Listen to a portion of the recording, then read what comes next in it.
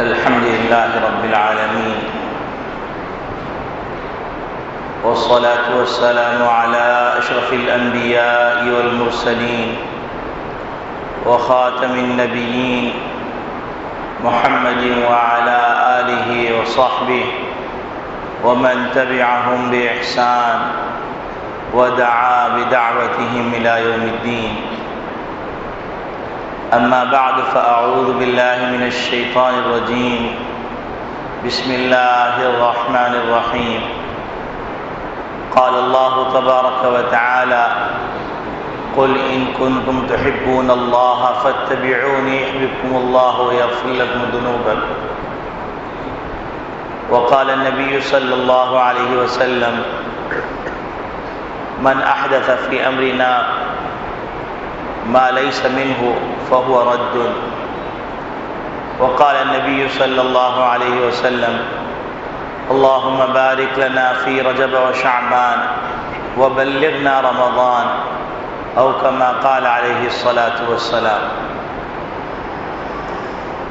میرے محترم بزرگوں، عزیز دوستوں، دینی اسلامی بھائیوں، اللہ رب العالمین نے محمد عربی صلی اللہ علیہ وسلم کے ذریعے سے ہم کو دنیا میں رہنے کا طریقہ سکھلایا اور ہم کو انسانیت کا احترام کرنا سکھلایا. ہم کو اختلاف رائے کرنے کا طریقہ سکھلایا. ہم کو تحمل اور برداشت کا سبق سکھلایا. ہم کو رواداری کی تعلیم دی. ہم کو دشمنی کے اندر بھی اعتدال کے راستے سے نکلنے سے بچنے کا حکم فرمایا. اور ہم کو یہ بتلایا کہ کوئی بھی شخص اس وقت تک مومن نہیں ہو سکتا جب تک کہ تمام انبیاء علیہم السلام کا احترام نہ کرے اور تمام انبیاء علیہم السلام کی ذات عالی پر یقین نہ رکھے، حتیٰ کہ اس شخص کا ایمان درست ہی نہیں جس نے کسی بھی نبی کی بے حرمتی کی. نبی اکرم صلی اللہ علیہ وسلم نے ہم کو بتلایا کہ حضرت عیسیٰ علیہ السلام پر بھی ایمان رکھنا ہے، حضرت موسیٰ علیہ السلام پر بھی ایمان رکھنا ہے، حضرت شعیب علیہ السلام، حضرت شیش علیہ السلام، حضرت ابراہیم علیہ السلام، حضرت ہارون علیہ السلام، حضرت نوح علیہ السلام، حضرت یوشع علیہ السلام، سارے جتنے 1,00,000 کم و بیش 1,24,000 انبیاء علیہ السلام ہیں، ان سب پر ایمان رکھنا ہے. اور قرآن کریم میں ہم کو تعلیم دی گئی کہ تم کو یوں کہنا ہے کہ لا نفرق بین احد منہم، کہ ہم کسی پیغمبر میں تفریق نہیں کرتے. نبی اکرم صلی اللہ علیہ وسلم کی نبوت کا اعتراف کرنا تمام نبیوں پر ایمان لانا ہے. نبی کریم صلی اللہ علیہ وسلم کی تعلیمات کو اپنانا تمام نبیوں کی جو شریعت ہے اور جو توحید کا پیغام ہے وہ یکساں ہونے کی وجہ سے ان سب پر ایمان لانا ہے.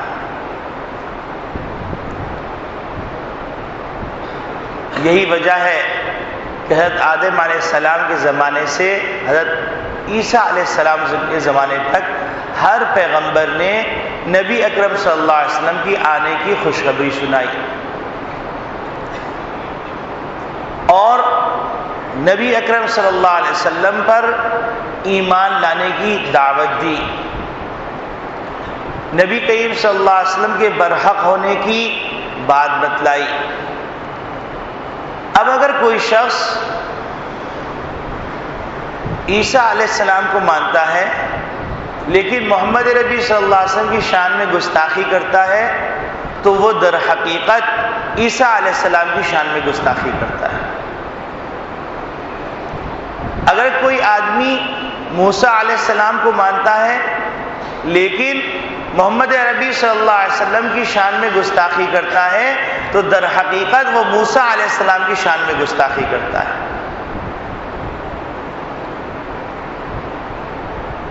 دیکھنا یہ ہے کہ آزادی تحریر، آزادی تقریر، آزادی رائے کے عنوان پر کیا ہو رہا ہے؟ کیا یہ انسانیت کی تذلیل نہیں؟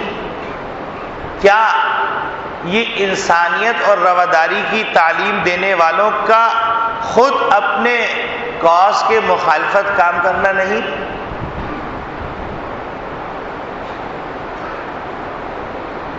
آپ مجھے بتلائیے کہ آزادی تحریر، آزادی تقریر، آزادی رائے کا مطلب اگر یہ ہے کہ ہر آدمی آزاد ہے، جو چاہے کہے، جو چاہے لکھے، جو چاہے بنائے، تو پھر اگر ایک شخص کھڑا ہوتا ہے، کھڑے ہونے کے بعد یہ کہتا ہے کہ مالداروں نے بہت پیسے کما لیے ہیں، اب ایسا کرتے ہیں کہ ہم ایک جماعت بناتے ہیں، ان کو مسلح کرتے ہیں، مسلح کرنے کے بعد جتنے سرمایہ دار ہیں ان کے سرمایہ کو لوٹ کر ہم غریبوں میں تقسیم کر دیتے ہیں، تو کیا اس آزادی کی اجازت دی جائے گی یا اس کو دہشت گردی تصور کیا جائے گا؟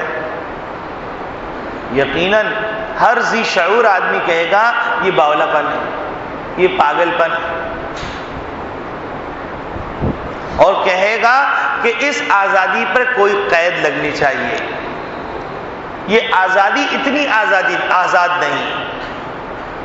تو پھر کیسے ممکن ہے کہ 1.5 ارب انسانوں کے دل کو چکناچور کر دیا جائے؟ ایسی چیزیں بتلائیں کہ اس سے اس کا ماضی بھی محفوظ ہو جاتا ہے، اس کا حال بھی محفوظ ہو جاتا ہے اور اس کا مستقبل بھی محفوظ ہو جاتا ہے۔ قرآن کریم میں اللہ رب العالمین نے ایک موقع پر ارشاد فرمایا، یا ایھا الذین آمنوا اتقوا اللہ حق تقاتہ، کہ اے ایمان والو اللہ سے کر دیا گیا۔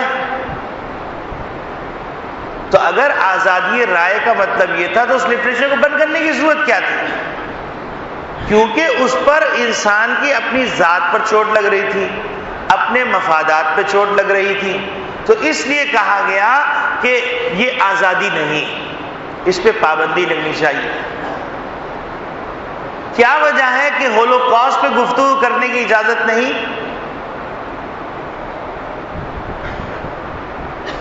اگر آزادی رائے اتنی آزاد ہے تو پھر ہولوکاسٹ کو اوپن کیجئے، پھر ان تمام واقعات کو جن واقعات کے بارے میں کہا جاتا ہے کہ اس پہ گفتگو نہیں کی جا سکتی، تو پھر محمد نبی صلی اللہ علیہ وسلم کی ذات اقدس اتنی مظلوم ہے کہ ہر شخص اس پہ کھلواڑ کر لے۔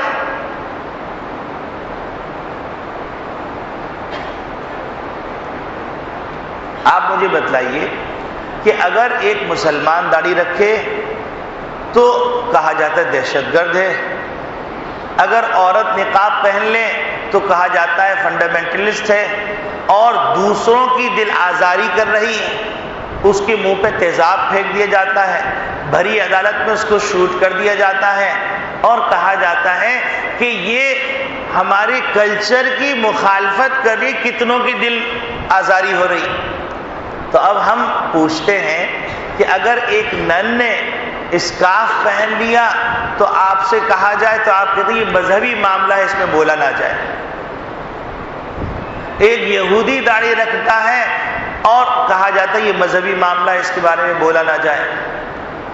اگر بیت اللہ الحرام مسجد نبوی کے سلسلے میں باضابطہ طور پر تعلیم دی جاتی ہو، ذہن سازی کی جاتی ہو، بیت اللہ کو ڈھانے کی باتیں کی جاتی ہوں تو کہا جاتا ہے یہ مذہبی آزادی ہے، اور اگر قال اللہ قال رسول پڑھایا جائے تو کہا جاتا ہے شدت پسندی۔ تو اس سے معلوم یہ ہو رہا ہے کہ مقاصد الگ الگ ہیں. جو بات کہی جا رہی ہے اس بات کو کہنا کچھ اور ہے، کرنا کچھ اور ہے.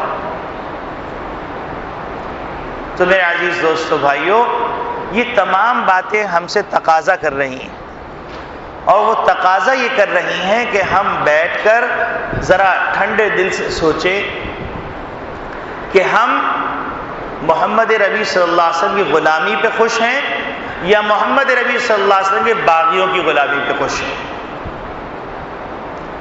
اگر محمد ربی صلی اللہ علیہ وسلم کی غلامی پہ خوش ہیں تو ہم کو اپنی عقائد سے لے کر معاشرت تک تمام معاملات کے اندر محمد ربی صلی اللہ علیہ وسلم کے نقشے کو اپنانا پڑے گا. اب تو 2 اور 2 4 کی طرح اور دودھ اور پانی کی طرح ہر چیز جدا ہو چکی ہے. جب ہر چیز جدا ہو گئی ہے تو اس جدا ہو جانے کے بعد ہم کو فیصلہ کرنا پڑے گا کہ ہم کو عبادات میں کس کا طریقہ اپنانا ہے، ہم کو معاملات میں کس کا طریقہ اپنانا ہے، ہم کو معاشرت میں کس کا طریقہ اپنانا ہے، ہم کو اخلاق میں کس کا طریقہ اپنانا ہے، ہم کو اپنے کردار اور گفتار میں کس کا طریقہ اپنانا ہے. اگر ایک آدمی صرف زبانی دعویٰ کرتا رہے کہ مجھے محمد صلی اللہ علیہ وسلم سے محبت ہے، محمد صلی اللہ علیہ وسلم سے محبت ہے، محمد صلی اللہ علیہ وسلم سے محبت ہے، لیکن محمد نبی صلی اللہ علیہ وسلم کے طریقے کو اپناتا نہیں ہے، ان کے اخلاق کو اپناتا نہیں ہے، ان کے باطنی کردار کو اپناتا نہیں ہے، تو یہ بڑی خطرے کی بات ہے. یہ وہی بات ہے جو عبداللہ ابن مبارک رحمۃ اللہ علیہ نے فرمایا کہ تعصل الہ وانت تظہر حبہ، تعصر رسول وانت تظہر حبہ، کہ تم رسول کی تو نافرمانی کر رہے ہو، اللہ کی نافرمانی کرو، لیکن ان کی محبت کا دعویٰ کرتے ہو. ان فی الفعال لعمری ان فی الفعال بدیع، کہ میری جان کی قسم یہ اعمال کے اندر یہ بڑی اچھمبے کی بات ہے. ان المحب لمن یحب یطیع، اس لیے کہ جو جس سے محبت کرتا ہے اس کی نقل کرتا ہے. اب اگر ہمیں محمد ربی صلی اللہ علیہ وسلم سے محبت ہے تو ہم کو اپنی گھریلو زندگی کے اندر، اپنی انفرادی زندگی کے اندر، اپنی اجتماعی زندگی کے اندر، اپنے کاروباری زندگی کے اندر، اپنی عبادات کی زندگی کے اندر، اپنے اخلاق کی زندگی کے اندر محمد نبی صلی اللہ علیہ وسلم کے طریقے کو اپنانا پڑے گا.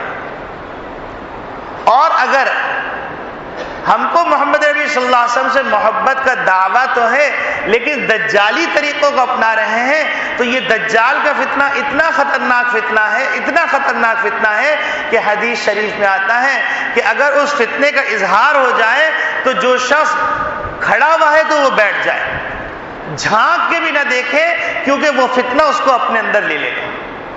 تو یہ اس وقت مفہوم سمجھ میں نہیں آتا تھا، لیکن اب جس طریقے سے دجالی فتنہ فضا کے اندر دوڑ رہا ہے اور الیکٹرانک میڈیا کے ذریعے سے پہنچ رہا ہے اور فیشن شو کے ذریعے سے پہنچ رہا ہے، بازاروں کے اندر پہنچ رہا ہے، تعلیم گاہوں میں پہنچ رہا ہے، درس گاہوں میں پہنچ رہا ہے، تربیت گاہوں میں پہنچ رہا ہے، شادی بیاہ کی تقریبات میں پہنچ رہا ہے.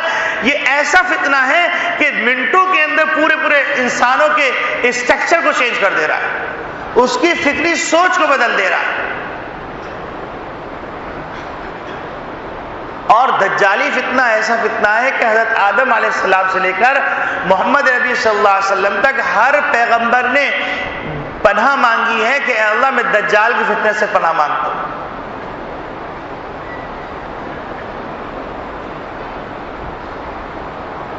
تو میرے عزیز دوستو بھائیو، ایک بات تو ہم کو یہ طے کرنی ہے کہ ہم کو محمد نبی صلی اللہ علیہ وسلم کا غلام بن کر جینا ہے یا محمد نبی صلی اللہ علیہ وسلم کا باغی بن کر جینا ہے.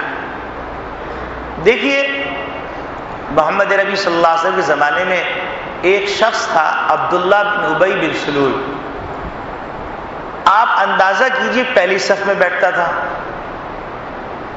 اور اذان کے وقت پہنچ جاتا تھا، عبادات بھی بڑی دکھلاوے کی خوب زور شور سے کرتا تھا، جہاد کا اعلان ہوتا تو بڑھ چڑھ کے اپنے نمائندوں کو آگے لے کے آتا. لیکن جب معاملہ قربانی کا آتا تو وہاں سے وہ پیچھے ہٹ جاتا، معاملہ مفادات کا آتا تو اللہ اور اللہ کے رسول کے باغیوں کے ساتھ ساز باز کر لیتا۔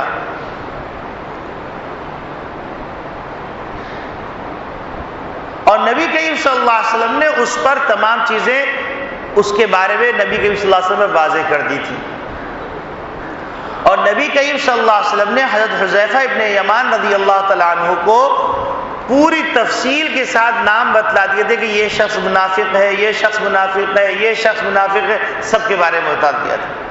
حتیٰ کہ جب کسی کا انتقال ہوتا تو صحابہ کرام رضوان اللہ اجمعین دیکھتے رہتے کہ حضرت حذیفہ جنازے میں شریک ہو رہے ہیں یا نہیں۔ اگر حضرت حذیفہ رضی اللہ تعالیٰ جنازے میں شریک ہو رہے ہوتے تو وہ شرکت کر لیتے ہیں، اور اگر وہ شریک نہیں ہوتے تو سمجھ جاتے کہ یہ منافق ہے، اس کے جنازے میں شریک نہیں ہوتے۔ اب آپ اندازہ کیجئے ایک تقسیم یہ ہوئی نبی کریم صلی اللہ علیہ وسلم کے زمانے کی تقسیم، ایک تقسیم ہوئی اعداء اللہ کی جو یہود و نصارہ تھے، ایک تقسیم ہوئی مسلمانوں کے اندر رہتے ہوئے لیکن وہ ظاہر کے اندر مسلمان، باطن کے اندر ان کو مسلمانوں کی سربلندی سے خوشی نہیں ہوتی بلکہ مسلمانوں کے باغیوں کی سربلندی سے خوشی ہوتی، ان کو منافقین کی جماعت کہا جاتا۔ اب آپ اندازہ فرمائیے کہ حضرت عمر خطاب رضی اللہ تعالیٰ عنہ کتنے بڑے صحابی کہ شیطان بھی جس راستے سے عمر خطاب رضی اللہ تعالیٰ عنہ گزرتے اس راستے سے اپنا راستہ تبدیل کر لیتا۔ وہ حضرت عمر خطاب رضی اللہ تعالیٰ عنہ جن کے بارے میں نبی کریم صلی اللہ علیہ وسلم نے فرمایا عمر فی الجنہ، عمر جنت کے اندر ہے، جن کے بارے میں نبی کریم صلی اللہ علیہ وسلم نے فرمایا کہ میرے بعد اگر پیغمبری کا سلسلہ جاری رہتا تو عمر پیغمبر ہوتے۔ اتنا عجیب غریب معاملہ، وہ حضرت حذیفہ رضی اللہ تعالیٰ عنہ کو چپکے سے ایک جگہ پہ لے کے جاتے ہیں اور کہتے ہیں عمر خطاب رضی اللہ تعالیٰ فرماتے ہیں اے حذیفہ میں تمہیں اللہ کا واسطہ دے کے کہتا ہوں تم مجھے بتلاؤ کہ کہیں میرا نام تو منافقین کی فہرست میں نہیں۔ حضرت عمر خطاب رضی اللہ تعالیٰ عنہ اتنے فکر مند، اتنے غمگین، اور ہم اتنے بے فکر اور اتنے مطمئن۔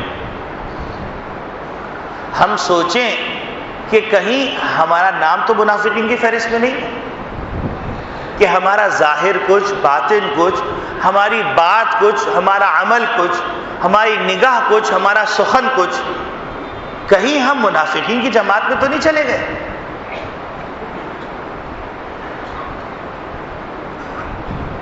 اور ہم سوچیں ذرا سا کہ ہم کہتے ہیں آمنا، ہم کہتے ہیں محمد صلی اللہ علیہ وسلم ایمان لے کے آئے، لیکن ہم محمد صلی اللہ علیہ وسلم کی دین کی سربلندی کے لیے کیا کر رہے ہیں؟ ہم محمد صلی اللہ علیہ وسلم کی زندگی کا کون سا حصہ اپنا رہے ہیں؟ کیا کردار میں، کیا گفتار میں، کیا سخن میں، کیا گفتگو میں، کیا معاملات میں، کیا معاشرت میں، کیا اخلاق میں، کون سی زندگی کے اندر ہم یہ کہیں کہ ہم نے محمد صلی اللہ علیہ وسلم کی اس باب میں پوری نقالی کر لی؟ عبادات کے باب میں پوری نقالی کر لی؟ جواب نہیں ہے، بشمول میرے۔ معاملات میں جانتے ہی نہیں حضور معاملات کیسے کرتے تھے، معاشرت میں جانتے ہی نہیں، اخلاق میں جانتے ہی نہیں۔ ہم ذرا سا سوچیں کہ ہم قرآن کریم میں جو کہا گیا ہے کہ تمہارا ذکر قرآن کریم میں ہے، اس ذکر کو تم تلاش کرو، غور نہیں کرتے۔ تم دیکھو تم مختلف جو صفات بیان کی ہیں، مختلف گروہوں کا تذکرہ کیا گیا ہے، ان گروہوں کے تذکرے کے اندر دیکھو کہ تم کس خانے میں فٹ ہو رہے۔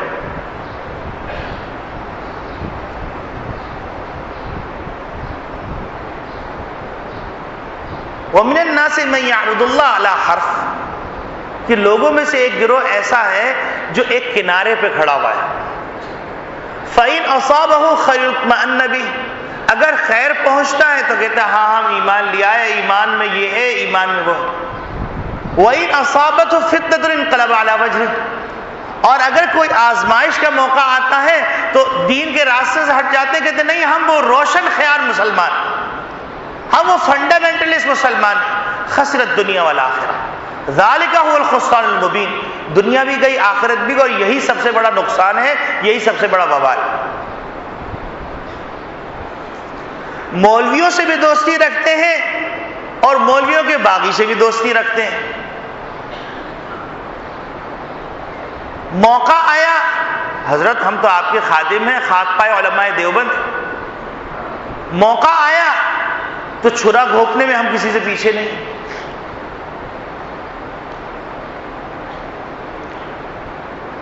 معاملات کے اندر، معاملات کے باب کے اندر ذرا سا معاملہ حرام ہو گیا، ذرا سا معاملہ حلال ہو گیا، محنت کر رہے ہیں، حرام روزی گھر لے کے آ رہے ہیں، محنت کر رہے ہیں، حلال روزی گھر لے کے آ رہے ہیں، فیصلہ ہمارے ہاتھ میں۔ لیکن ہم نے یہ تو پوچھ کیا کہ مولانا ایصال ثواب کا طریقہ کیا ہے، لیکن یہ نہیں پوچھا کہ مولانا یہ بتلائیے کہ حرام ہمارے بزنس کے اندر کون کون سے پہلو حرام کے ہیں، کون کون سے پہلو حلال کے ہیں۔ کیونکہ ہم یہ سمجھتے ہیں کہ شریعت عبادات تک تو صحیح ہے، باقی معاملات کا تعلق شریعت سے نہیں، معاشرت کا تعلق شریعت سے نہیں، اخلاق کا تعلق شریعت سے نہیں۔ مولوی اور میرا رشتہ اتنا ہونا چاہیے کہ مجھے ضرورت پڑے دعا کروانے کے لیے تو مولوی صاحب کو میں گھر پہ لے آؤں، اچھے سا لنگر کھلا دوں، اور مولوی صاحب سے آ کر چپکے سے بیٹھ جاؤں، اس سے زیادہ کچھ نہیں۔ باقی مولوی نے اگر میری ذاتیات پہ کوئی شرعی مسئلے کو بیان کر کے ہٹ کیا تو وہ کون سا مولوی ہے میری جوتی کی نوک پر۔ یہ قرآن کریم ہم کو غور کرنے کے لیے کہہ رہا ہے، افلا یتدبرون القرآن، تم قرآن میں غور نہیں کرتے ہو؟ دیکھو یہ سانچے بنائے ہوئے ہیں، ان سانچوں میں اٹھا کے دیکھو تمہاری تصویر کس سانچے میں فٹ ہو رہی ہے۔ یہودیوں کا کردار ہے، مجوسیوں کا کردار ہے، عیسائیوں کا کردار ہے، مشرکین کا کردار، کافرین کا کردار ہے، اور منافقین کا کردار۔ کس سانچے میں فٹ ہو رہے ہیں؟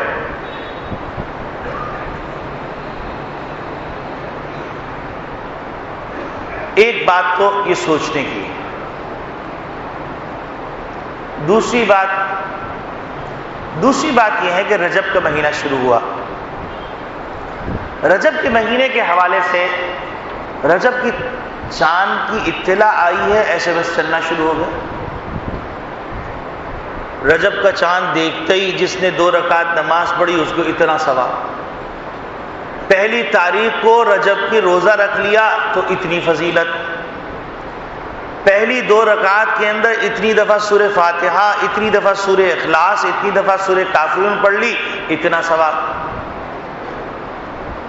یہ اصول ذہن میں رکھ لیجئے کہ ثواب کا معاملہ سماعی ہے، قیاسی نہیں۔ سماعی کا مطلب کیا؟ کہ حضور جو بتلائیں گے ہم وہ مان سکتے ہیں، حضور کے علاوہ کوئی کیلکولیشن کر کے قیاس کر لے یہ نہیں ہے، کیونکہ نہ ہم نے جنت دیکھی ہے، نہ اللہ رب العالمین سے ہم نے بات کی ہے، نہ اللہ رب العالمین ہم کو بتاتے ہیں، نہ اللہ رب العالمین ہم سے ملتے ہیں، نہ ہم اللہ سے مل سکتے ہیں۔ ہاں دنیا سے جانے کے بعد سب کچھ ممکن ہے۔ تو نبی کریم صلی اللہ علیہ وسلم نے جس کے بارے میں یہ فرما دیا کہ اس پہ اتنا ثواب، اس میں نہ ادھر نہ ادھر، جس کے بارے میں نبی کریم صلی اللہ علیہ وسلم نے مطلق چھوڑ دیا تو اس کے بارے میں اپنے طور پر ثواب کی باتیں کرنا بڑے خطرے کی بات ہے۔ گویا کہ نبی کریم صلی اللہ علیہ وسلم پر بہتان باندھنا ہے، یا زبان حال سے نبی کریم صلی اللہ علیہ وسلم کی ختم نبوت کا انکار کرنا ہے۔ کیوں؟ ختم نبوت کا تقاضا یہ ہے کہ نبی نے جو فرما دیا اب وہ پتھر کی لکیر ہے، اور اگر نبی کے بعد بھی چیزیں معلوم ہو رہی ہیں تو گویا کہ ختم نبوت کا انکار کیا جا رہا ہے، اور ختم نبوت کا انکار کرنا مرتد ہو جانا ہے۔ اسی طریقے سے نبی کریم صلی اللہ علیہ وسلم نے جو بات فرمائی، من کذب علی متعمدا فلیتبوأ مقعدہ من النار، کہ جو میری طرف جھوٹی نسبت کرے اس کو چاہیے کہ وہ اپنے لیے جہنم میں ٹھکانہ بنا لے۔ کتنی خطرناک بات! حتیٰ کہ اللہ رب العالمین نے قرآن میں صراحتاً فرما دیا، قل ان کنتم تحبون اللہ، اگر تم کو اللہ سے محبت کا دعویٰ ہے اور اللہ کے محبوب بننا چاہتے ہو، اللہ سے محبت کرنا چاہتے ہو، تو اس کا واحد راستہ فاتبعونی، تو محمد نبی صلی اللہ علیہ وسلم کی غلامی کا دم بھر لو. اس کے نتیجے میں کیا ہوگا؟ تم اللہ کے محبوب بھی بن جاؤ گے، تمہاری بگڑیاں بھی بن جائیں گی. یحببکم اللہ ویغفر لکم ذنوبکم، سارے پچھلے گناہ معاف ہو جائیں گے. تو لہٰذا ایسے غیر مستند ایس ایم ایس اس کو روکیے.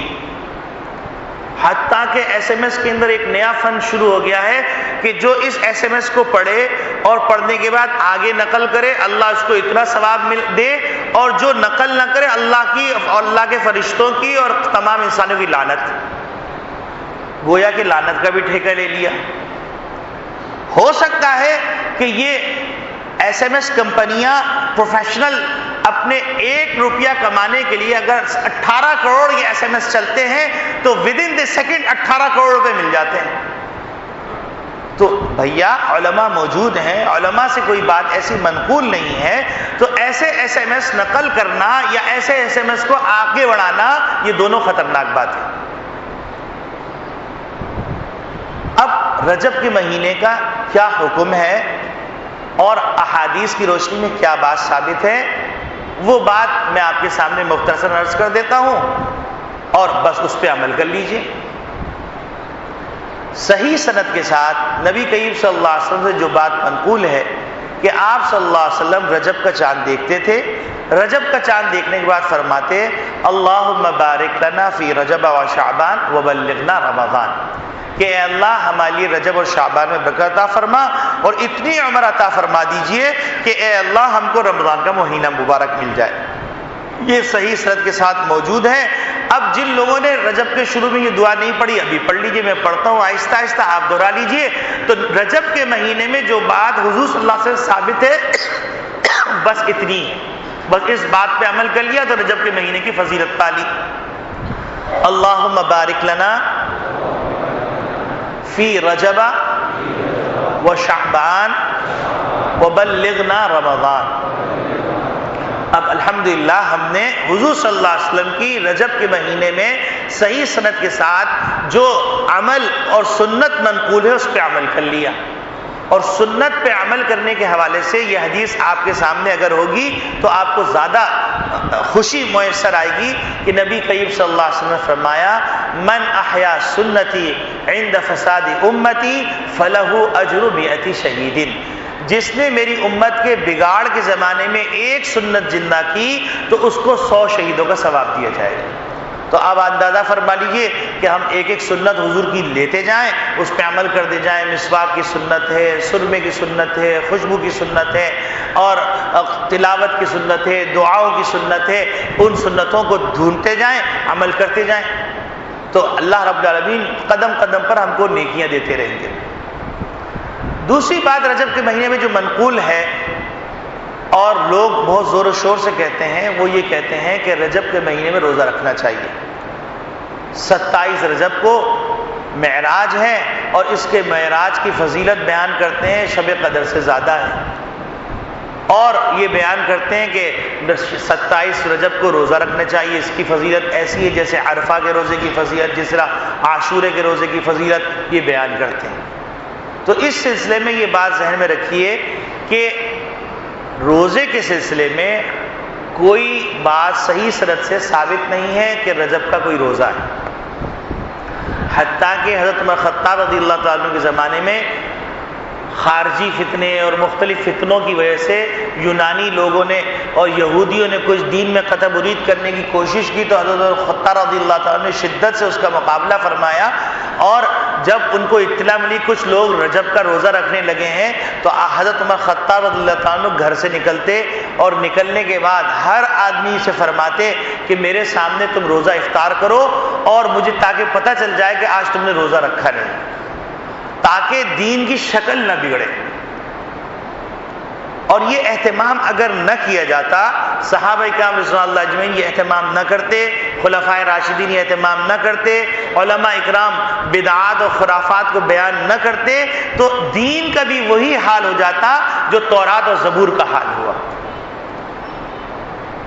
اور نبی کریم صلی اللہ علیہ وسلم نے ویسے ہی یہ بشارت سنا دی تھی لا تزال من امتی طائفۃ ظاہرین الحق میری امت میں ایک گروہ ہمیشہ ایسا رہے گا جو حق پر قائم رہے گا، ينفون عنہ تحریف الغالین، تو جو غلو کرنے والے لوگ ہیں ان کی تحریف کو دین سے ہٹاتے رہیں گے، وانتحاء المبطلین وتأویل الجاہلین، اور جو غلط نسبتیں کرتے ہیں باطل لوگ اس کو بھی مٹائیں گے، اور جو غلط تعویل جاہل کر کے پیش کرتے ہیں اس کو بھی مٹائیں گے۔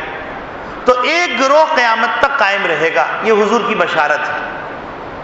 تو لہٰذا دین کی صحیح شکل کو باقی رکھنا یہ بھی ختم نبوت کے تقاضوں میں سے ایک تقاضا ہے، ورنہ دین اپنی اصل شکل کھو دے گا۔ بعض لوگ کہتے ہیں کہ بھائی اس میں کیا حرج کی بات ہے، 2 رکعت ہی تو پڑھی ہے، اس میں کیا حرج کی بات ہے، روزہ ہی تو رکھا ہے، اس میں کیا حرج کی بات ہے، قرآن کی تلاوت ہی تو کی ہے، اس میں کیا حرج کی بات ہے، صلاۃ التسبیح ہی تو پڑھی۔ بھائیو دوستو، حرج کی کوئی بات نہیں ہے۔ اس کو ایک مثال سے میں سمجھاتا ہوں۔ وہ مثال یہ ہے کہ آپ مغرب کی نماز پڑھیے، آپ یہ کہیے کہ آج میرے پاس ٹائم ہے، میں ایسا کرتا ہوں کہ مغرب کی رکعات 3 کے بجائے 4 پڑھ لیتا ہوں۔ اب آپ مجھے بتلائیے کہ آپ نے قرآن کریم ہی تو پڑھا نماز کے اندر، آپ نے سبحان ربی العظیم ہی تو پڑھا، آپ نے سمیع اللہ لمن حمیدہ ہی تو پڑھا، آپ نے ربنا لک الحمد ہی تو زائد پڑھا، آپ نے قرآن کریم کی تلاوت ہی تو زائد کی، لیکن کہا جا رہا ہے یہ نماز تمہارے منہ پہ مار دی جائے گی، اور اگر تم نے دانستہ طور پہ ایسا کیا ہے تو ایمان جانے کا خطرہ ہے، کیونکہ حضور صلی اللہ علیہ وسلم نے فرمایا صلو کما رأیتمونی اصلی، میں جیسے نماز پڑھتا تھا ویسے نماز پڑھتا ہوا دیکھا، ویسے ہی پڑھو۔ اب ادھر ادھر ہینکی پینکی کرنے کی ضرورت نہیں۔ دین اصل میں اتباع کا نام ہے، اپنی عقل سے چلنے کا نام نہیں۔ عرفات کا دن ہے، کوئی آدمی سوچ رہا ہے کہ چلو بیت اللہ میں 1 لاکھ نمازوں کے ثواب، عرفات کا دن چھوڑ کے چلا گیا بیت اللہ میں نماز پڑھ رہا ہے پورے دن، کہا جائے گا میاں تمہارا حج بھی گیا، ایمان بھی جانے کا خطرہ ہے، اور 2 کوڑی کا ثواب بھی نہیں ملا۔ اب وہی عرفات موجود ہے لیکن ایام حج نہیں ہے، کہا جا رہا ہے کہ آپ بیت اللہ میں نماز پڑھیے، کہہ رہے ارے نہیں بھائی عرفات میں اتنا ثواب ہے کہ جاؤ جا کے کھڑے رہو، کوئی ثواب نہیں ملے گا۔ عرفات کا ثواب عرفات کے دن ہی ملے گا، کیونکہ حضور وہاں کھڑے ہوئے تھے، اس طرح کیا تھا، اس لیے ثواب مل رہا ہے، ورنہ زمین میں پتھر میں کچھ نہیں رکھا ہوا۔ جمرات ہیں، جمرات پہ جا کے کنکریاں مار رہے ہیں ایام حج کے اندر، ایام النحر کے اندر، تو کہا جا رہا ہے ایک کنکر مارنے سے وہ گناہ معاف ہو رہا ہے جو تنہا گناہ کبیرہ جہنم میں لے جانے کے لیے کافی ہے، اتنا زیادہ ثواب مل رہا ہے۔ اب دوسری طرف کوئی آدمی کسی اور دن جا کے کنکریاں مار رہا ہے، 1000 کنکریاں ماریں گے، مارتے رہو کچھ نہیں ملنے کا، کیوں؟ رسول کا طریقہ نہیں ہے، اللہ کا حکم نہیں۔ دین اتباع کا نام ہے۔ لقد کان لکم فی رسول اللہ اسوۃ حسنہ ما آتاکم الرسول فخذوہ وما نہاکم عنہ فانتہوا قل ان کنتم تحبون اللہ فاتبعونی یحببکم اللہ من یطع الرسول فقد اطاع اللہ۔ تو لہٰذا یہ بیکار کی دلیلیں دینا یہ شریعت کے مزاج کو سمجھنے کے خلاف، گویا کہ شریعت کے مزاج ہی کو نہیں سمجھا۔ آپ بے شک بڑے جینیس ہوں گے، بڑے عقل مند ہوں گے، پبلک کے اندر آپ بیٹھ کے بہت اچھی باتیں کر کے آپ امپریس کر دیں گے، اور آپ وہ واہ واہ کہیں گے کیا زبردست دلیل دی، سبحان اللہ، لیکن اللہ کے ہاں اس دلیل کا کوئی اعتبار نہیں۔ مرزا غلام محمد قادیانی نے اپنی نبوت کی بہت ساری دلیلیں دی تھیں، اور بڑے بڑے ہوش مند، ہوشیار، عقل مند باولے ہو گئے، لیکن اللہ کے نزدیک اس کی پخانے سے زیادہ حیثیت نہیں۔ تو میرے عزیز دوستو بھائیو، یہ ایک جو فن بن گیا ہے چرب زبانی سے دین کی ترویج کرنا، اور بدعات کو نئے نئے پیرائے میں نئے نئے انداز سے ثابت کرنا کہ بھائی دیکھو تم جو ہے بتاؤ اپنے بچوں کی ہیپی برتھ ڈے کرتے ہو کہ نہیں کرتے ہو؟ جی بالکل کرتے ہیں۔ اچھا تو بتاؤ حضور صلی اللہ علیہ وسلم تمہارے بچے سے افضل ہیں یا نہیں؟ جی بالکل افضل ہیں۔ تو بتاؤ عید میلاد النبی کرنا کیسا ہے؟ تو ہیپی برتھ ڈے کون سا اسلامی تہوار ہے؟ لیکن لوگ کہہ رہے سبحان اللہ کیا دلیل دی، واہ واہ واہ واہ۔ بھائی یہ خرافات ہیں، ان خرافات کو سمجھنے کی ضرورت ہے۔ دین اتباع کا نام ہے، یہ شریعت کا مزاج ہے، اس مزاج کو سمجھ لیجئے، پھر جتنی چرب زبانی سے باتیں کی جائیں سب فضول، واہیات اور بیکار۔ آخری بات جس پہ میں اپنی گفتگو ختم کر رہا ہوں وہ بات یہ ہے کہ شب معراج یقیناً حضور صلی اللہ علیہ وسلم کو یہ جو مقام عطا کیا گیا، اس سے بڑا مقام کیا ہو سکتا ہے کہ اللہ رب العالمین نے اپنا قرب نصیب فرمایا، فکان قاب قوسین او ادنا۔ اس سے بڑا کیا مقام ہوگا؟ بے شک۔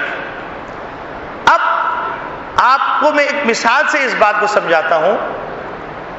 ایک والد اپنے بیٹے سے کہتا ہے کہ بیٹا تم امتحان میں اگر پوزیشن لے لو گے تمہیں میں اسکوٹر دلاؤں گا۔ بیٹا یہ کہتا ہے ابو جی آپ فکر نہ کیجیے۔ اب صبح سے وہ محنت کرنے کے بجائے اپنے دوست کی اسکوٹر پر بیٹھ کر اکبر مارکیٹ جاتا ہے، فلاں جگہ جاتا ہے، فلاں جگہ جاتا ہے، اچھی سے اچھی اسکوٹر نیٹ پہ بیٹھا ہوا ہے، مہنگی سے مہنگی اسکوٹر ڈھونڈ رہا ہے، ڈھونڈتے ایک بہترین اسکوٹر سلیکٹ کر لی۔ اس کے بعد سلیکشن کے بعد امتحان آیا تو تیاری تو کی نہیں تھی، تو اب فیل ہو گیا، اور فیل ہونے کے بعد رپورٹ کے ساتھ وہ پرنٹ آؤٹ لے کے گیا، ابو جی یہ دیکھیے یہ اسکوٹر میں نے پسند کی۔ تو ابو اٹھائیں گے جوتا اس کے سر پہ ماریں گے کہ تمہیں کمبخت اسکوٹر پسند کرنے کے لیے کہا تھا یا امتحان میں کامیاب ہونے کے لیے کہا تھا؟ تو گویا کہ وہ اس میسج کو سمجھا نہیں، اس مقصد کو سمجھا نہیں جس مقصد کو باپ نے کہا تھا۔ اب محمد نبی صلی اللہ علیہ وسلم کو معراج پہ بلایا گیا، تو معراج پہ بلانے کے بعد جو معراج دی گئی وہ کیا تھی؟ 5 وقت کی نماز۔ اب اگر معراج منانا ہے تو مومن ہر روز معراج منا سکتا ہے 5 وقت کی نماز کا اہتمام کر کے۔ سارے احکامات نبی کریم صلی اللہ علیہ وسلم کو دنیا میں بھیجے گئے، لیکن نماز کے لیے محمد نبی صلی اللہ علیہ وسلم کو عرش پہ بلایا گیا۔ یہ معراج کا پیغام ہے۔ اب ہم دیکھیں کہ اس پیغام کو ہم عام کر پا رہے ہیں نہیں کر پا رہے، اور اس 5 وقت کی نماز کا اہتمام کر پا رہے ہیں کہ نہیں کر پا رہے۔ اب رہ گیا معاملہ معراج، تو معراج کے سلسلے میں یہ بات ذہن میں رکھنی چاہیے کہ ربیع الاول کی تاریخ بھی معراج کے بارے میں آتی ہے، اور رجب کا مہینہ بھی آتا ہے معراج کے بارے میں، 27 رجب کا، اور دوسرا مہینے کا تذکرہ ملتا ہے۔ تو معلوم یہ ہوا کہ معراج کا جو معاملہ ہے وہ معراج کا معاملہ، اس کے اندر جو پیغام مقصود تھا وہ مقصود ہے، باقی وہ تاریخ مقصود نہیں تھی، ورنہ اس کو محفوظ رکھا جاتا، جیسے لیلۃ القدر کو محفوظ رکھا گیا، جیسے عاشورہ کے سلسلے میں محفوظ رکھا گیا، اس کے احکامات محفوظ رکھے گئے، عید کے احکامات محفوظ رکھے گئے۔ یہ ایک اہم پہلو ہے، یہ شریعت کا مزاج ہے، اس کو ذہن میں رکھیے۔ اس کے بعد یہ بات ذہن میں رکھیے کہ نبی کریم صلی اللہ علیہ وسلم 5 نبوی کو معراج پر تشریف لے گئے ہیں، اس کے بعد 18 سال دنیا میں تشریف فرما، اور نبی کریم صلی اللہ علیہ وسلم کے بعد 1 لاکھ سے زائد صحابہ اکرام رضوان اللہ علیہم 100 سال 104 سال دنیا میں رہے۔ پوری اس تاریخ کے اندر معراج کا کوئی عمل، کوئی طریقہ، کوئی ادا، کوئی عبادت، کوئی مخصوص انداز، کوئی منقول نہیں، تو پھر بعد میں کہاں سے بنا لیا گیا؟ اب رہ گیا معاملہ تو کیا کریں؟ تو بھائی اس کے لیے یہ ہے کہ آپ مخصوص نہ کیجئے، آپ جس طرح اوابین کی نماز پڑھتے ہیں اوابین کی نماز پڑھیے، نوافل پڑھتے ہیں نوافل پڑھیے، قرآن کریم کی تلاوت کرتے ہیں قرآن کی تلاوت کیجئے، لیکن مخصوص انداز سے مخصوص ادائیں بنانا